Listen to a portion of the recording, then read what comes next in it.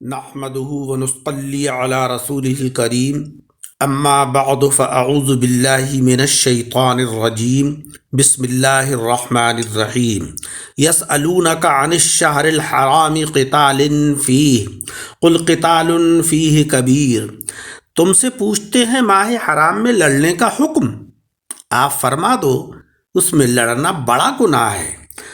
وصد عن سبیل اللہ وکفر بہ والمسجد الحرام، اور اللہ کی راہ سے روکنا اور اس پر ایمان نہ لانا اور مسجد حرام سے روکنا، واخراج اہلہ منہ اکبر عند اللہ، اور اس کے بسنے والوں کو نکالنا اس سے اللہ کے نزدیک اس سے بھی زیادہ بڑا گناہ ہے۔ والفتنۃ اکبر من القتل، اور فتنہ و فساد قتل سے بھی زیادہ بڑا ہے۔ وَلَا يَزَالُونَ يُقَاتِلُونَكُمْ حَتَّى يَرُدُّوكُمْ عَنْ دِينِكُمْ إِنِ اسْتَطَاعُوا، اور ہمیشہ آپ سے جنگ کرتے رہیں گے یہاں تک کہ آپ کو پھیر دیں آپ کے دین سے اگر وہ طاقت رکھیں۔ وَصَدٌّ عَنْ سَبِيلِ اللَّهِ، صد کے معنی پھرنا رک جانا بھی ہیں اور دوسرے کو پھیرنا اور روک دینا بھی ہیں۔ یہاں دونوں ہی بن سکتے ہیں مگر دوسرے معنی زیادہ ظاہر ہیں۔ سبیل اللہ سے اسلام مراد ہے، یعنی اسلام سے باز رہنا یا اوروں کو روکنا۔ یہ بات یاد رہے کہ کسی اسلامی عقیدے یا نیک عمل سے قولاً یا فعلاً روکنا یہ منکرین اسلام کا طریقہ ہے اور بہت برا ہے۔ اس میں بڑی وسعت ہے۔ کسی کو نماز کے وقت باتوں میں لگا کر مسجد نہ جانے دینا، اولاد کو اسلامی تعلیمات کی طرف سے روک کر انہیں صرف کالج کی تعلیمات یا سینما کی طرف بھیج دینا، اپنے گھر والوں کو اچھے کام کی رغبت نہ دینا، سب اسی میں داخل ہیں۔ وصد عن سبیل اللہ میں وکفر بہ، یہ صدن پر معطوف ہے اور بہی کا مرجع لفظ اللہ ہے۔ یہاں مطلب یہ ہے کہ اللہ کا انکار کرنا۔ اگرچہ منکرین رب کے منکر نہیں تھے مگر انبیاء کرام اور آسمانی کتابوں کا انکار گویا کہ اللہ رب العزت ہی کا انکار ہے، اور رب کا انکار یا اس کی اطاعت نہ کرنا وہ عیب ہے جسے کتے بھی عیب سمجھتے ہیں، کیونکہ وہ اپنے مالک کی نمک حلالی کرتے ہیں۔ والمسجد الحرام، یہ سبیل اللہ پر معطوف ہے اور مسجد حرام سے کعبہ معظمہ یا مکہ مکرمہ مراد ہے، یعنی مسجد حرام سے نبی صلی اللہ علیہ وسلم اور مسلمانوں کو روکنا اور انہیں وہاں نماز ادا کرنے اور عمرہ کرنے سے محروم کر دینا، یا حدیبیہ کے موقع پر انہیں مکہ معظمہ میں نہ جانے دینا، کہ اگرچہ صلح حدیبیہ اس موقع کے بعد ہوئی مگر اللہ رب العزت کے تو علم میں تھی، اور ہو سکتا ہے کہ اس سے اس واقعے کی طرف اشارہ ہو کہ ابو جہل نے ایک بار کہا تھا کہ اگر میں نے محمد مصطفیٰ صلی اللہ علیہ وسلم کو کعبے میں سجدہ کرتے دیکھ لیا تو انہیں ایذا دوں گا، جس پر سورہ اقرا کی آخری آیات نازل ہوئیں۔ وَإِخْرَاجُ أَهْلِهِ مِنْهُ، ان دونوں ضمیروں کا مرجع مسجد حرام اور اہل سے نبی صلی اللہ علیہ وسلم اور مہاجرین مراد ہیں، کیونکہ یہ مکے کے رہنے والے تھے، بلکہ اب بھی اس کے حقدار مسلمان اگرچہ مسجد سے دور ہوں مگر وہ مسجد والا ہی ہے۔ منکر اگرچہ مسجد ہی میں رہتا ہو لیکن وہ مسجد والا نہیں ہے۔ آئندہ بھی مکے میں مسلمان ہی رہیں گے نہ کہ منکرین اسلام، اس لحاظ سے بھی مسجد حرام والے وہی ہوئے جو کہ اہلیان اسلام ہیں، یعنی مسجد حرام والوں کو وہاں سے نکالنا اکبر عند اللہ، اللہ تبارک و تعالیٰ کے نزدیک بہت بڑا گناہ ہے۔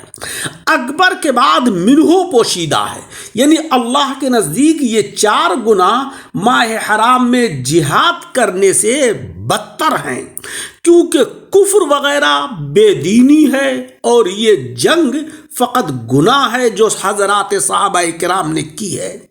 لہذا اے منکرین اسلام، تمہیں مسلمانوں کی جنگ کے اوپر تو بڑا اعتراض ہے، لیکن تمہارا اپنا فعل کیا ہے کہ تم فتنہ و فساد برپا کرتے ہو، مسجد حرام میں جانے سے مسلمانوں کو روکتے ہو اور ان کو تم ایذائیں دیتے ہو۔ لہذا اللہ کے نزدیک یہ تمہارے گناہ جو ہیں وہ بہت ہی بڑے ہیں۔ مسلمانوں نے تو غلطی سے جنگ کی، تم یہ گناہ تو جان بوجھ کر کرتے ہو۔ تمہاری حرکتیں دین حق میں فتنہ ہیں، اور مسلمانوں نے جو جنگ رجب کے پہلی تاریخ کو کر لی ہے وہ تو دین کی خدمت کی نیت سے کی ہے۔ وَالْفِتْنَةُ أَكْبَرُ مِنَ الْقَتْلِ، فتنہ قتل سے بھی زیادہ بڑا ہے۔ الفتنتوں میں الف لام مضاف الیہ کے عوض ہے، اور القتل کے اندر جو الف لام ہے وہ عہدی ہے، یعنی اے منکرین اسلام، تمہارے یہ فتنے ایسے قتلوں سے بڑھ کر گناہ ہیں، کیونکہ اس قتل سے دین حق کو کوئی نقصان نہیں پہنچا جو حضرات صحابہ رضی اللہ تعالی عنہم نے کیا، اور تمہاری اے منکرین حرکتوں سے دین کو نقصان پہنچ رہا ہے۔ لہذا تمہارا یہ کام جو ہے، تمہارا یہ جو فعل ہے، وہ صحابہ کرام کے جنگ کرنے سے، ان کے قتل و قتال کرنے سے جو ہے وہ زیادہ بڑا گناہ ہے۔ یہ بات یاد رہے کہ یہاں فتنے سے یا تو کفر مراد ہے، یا منکرین کا مسلمانوں کو ایذا دینا مراد ہے، یا انہیں وہاں سے نکالنا، یا ملک کے اندر ناحق فساد پھیلانا۔ اس کے لفظی معنی ہے مصیبت میں ڈالنا اور جانچنا، جیسے کہ انما اموالکم و اولادکم فتنہ۔ اسی لیے دیوانے کو بھی مفتون کہتے ہیں، جیسے بے ایکم المفتون۔ اب مسلمانوں سے ارشاد ہو رہا ہے کہ ولا یزالون یقاتلونکم، اور ہمیشہ یہ منکرین اسلام تم سے لڑتے رہیں گے۔ یزالون یہ زوال سے بنا ہے، جس کے معنی ہے ہٹنا اور مٹنا۔ اس پر جب لا داخل ہو جائے تو اس کے معنی ہمیشگی کے ہوتے ہیں، یعنی یہ منکرین تمہاری جنگ سے نہیں ہٹیں گے اور باز نہیں آئیں گے، بلکہ ہمیشہ لڑتے رہیں گے، خواہ گرم جنگ کریں شمشیر سے یا سرد جنگ کریں تدبیر سے، بہرحال تمہارے دین کے پیچھے پڑے رہیں گے۔ حتیٰ یردوکم عن دینکم ان استطاعوا، یہاں تک کہ تم کو پھیر دے تمہارے دین سے اگر طاقت رکھے۔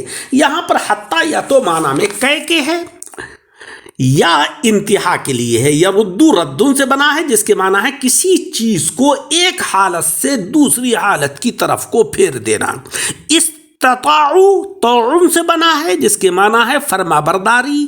طاقت کو استطاعت اسی لیے کہتے ہیں کہ طاقتور کی فرما برداری کی جاتی ہے، یعنی یہ منکرین، یہ اعداء اسلام تمہیں تمہارے دین سے پھیرنے کے لیے تم سے لڑتے ہی رہیں گے اگر یہ طاقت رکھیں، یا یہ منکرین تم سے اس وقت تک جنگ کریں گے جب تک کہ تمہیں اپنے دین سے پھیر دیں اگر طاقت رکھیں۔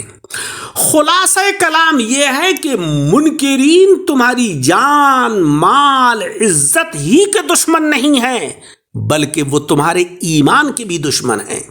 جس طرح ہو سکے گا تمہیں اسلام سے ہٹائیں گے، تو جیسے تم جانو ایمان کی حفاظت کے لیے مضبوط عمارتیں بناتے ہو، حکومتیں تمہاری حفاظت کے لیے پولیس وغیرہ رکھتی ہیں، ایسے ہی تم ایمان کی حفاظت کے لیے مضبوط قلعوں میں رہو، اور وہ قلعے ہیں حضرات خاصان الہی، وہ قلعے ہیں حضرات علماء عظام جو تمہاری حفاظتی پولیس ہیں، ان کے سائے میں رہو، ان کی صحبتوں کے اندر رہو۔